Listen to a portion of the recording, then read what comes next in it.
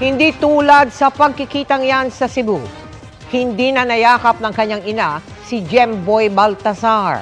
Sa pagbabalik bansa niya mula Qatar, iisa ang paulit-ulit niyang iginigiit, hustisya para sa anak na pinaslang ng mga pulis dahil lang sa maling akala.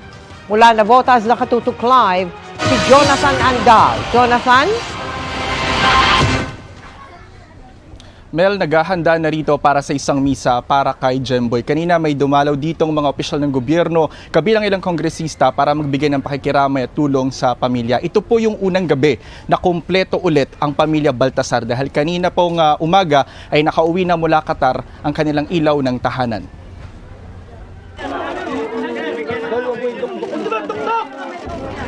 Hindi ganito ang inakalang reunion ng OFW na si Rodalisa sa kanyang anak na si Jemboy na napatay ng mga pulis na botas dahil sa maling akala.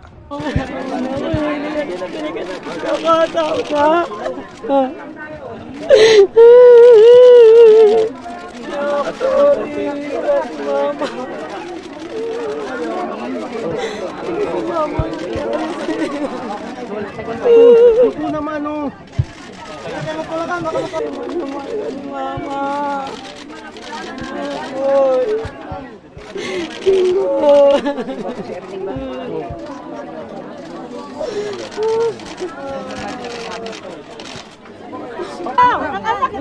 Ngayong nakauwi na ang ina, hustisya ang pangako niya sa anak.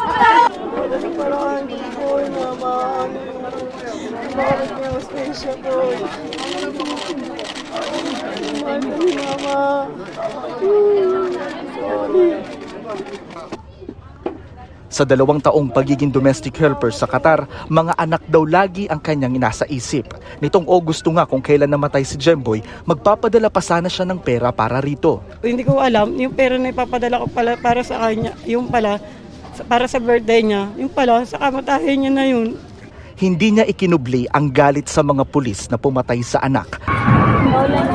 Lalo pa nang manamang inabot ng 3 oras bago na iahon si Jemboy mula sa ilog kung saan siya iniwan lang ng mga pulis matapos pagbabarilin. O ano po at tingin nila sa anak ko, ano lang po, pusa o aso na binaril lang nila, pinabayaan lang nila doon. Hindi nila tinanong yung pangalan, tanghaling tapat po yung nangyari, hindi ba nila nakita yung mukha, hindi ba nila alam yung itsura nung hinuhuli nila.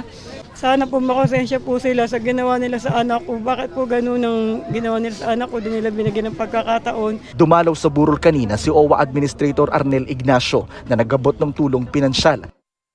Ito rin ang sumalubong sa kanya kanina paglapag sa NAIA mula Qatar. Nagbigay din ang OWA at Department of Migrant Workers ng 100,000 pisong cash. Bukod sa tulong pangkabuhayan din para kay Rodalisa at scholarship para sa iba pang anak. Sinagot na rin ng gobyerno ang pamasahe nito pauwi, pati na ang pagresolba sa kaso nito sa Qatar na absconding o ang pagtakas sa employer dahil umano sa overwork at pagdami ng among sineserbisyuhan taliwas sa nakasaad sa orihinal na kontrata. After na makulong siya, may tumulong sa kanya, tinulungan siya at siya ay nakalaya. At yon, nagtago-tago na siya habang naghahanap ng trabaho. Siya po ay documented naman. Tinulungan natin doon sa kaso, nabigyan nga ng exit visa katulad ng sinabi ni Administrator Arnel at naayos natin yung kanyang pag-uwi ng legal. Mel, sabi ni Rodalisa, bukas pupuntahan nila sa police station yung 6 na pulis na sangkot sa pagkamatay ng kanyang anak. Titiyakin daw niya na nakakulong ang mga ito at uusigin daw niya ang konsensya ng mga ito. Mel. Maraming salamat sa iyo, Jonathan Andal. Mga kapuso, kasama niyo kami 24 oras. Mag-subscribe sa GMA Integrated News sa YouTube.